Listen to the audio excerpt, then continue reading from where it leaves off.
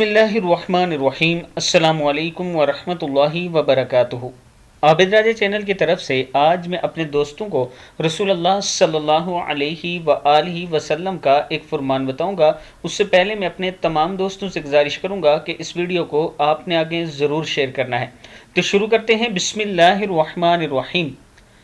مغرب کے بعد اپنے بچوں کو باہر نہ نکلنے دو۔ حضرت جابر رضی اللہ تعالی عنہ فرماتے ہیں کہ نبی اکرم صلی اللہ علیہ وآلہ وسلم نے فرمایا، جب اندھیرا چھا جائے یا رات تاریک ہونے لگے تو اپنے بچوں کو باہر جانے سے روک لو، کیونکہ اس وقت شیاطین پھیل جاتے ہیں۔ جب عشاء کی پہلی ساعت گزر جائے تو انہیں چھوڑ دو اور اللہ کا نام لے کر اپنے گھر کا دروازہ بند کر لو، اللہ کا نام لے کر چراغ بڑھا دو، اللہ کا نام لے کر برتنوں کو ڈھانپ دو۔ کتاب کا حوالہ یہ نیچے موجود ہے، یہ آپ دیکھ سکتے ہیں۔ یعنی مغرب کے بعد اپنے بچوں کو باہر نہیں جانے دینا چاہیے، یہ رسول اللہ صلی اللہ علیہ وآلہ وسلم نے فرمایا۔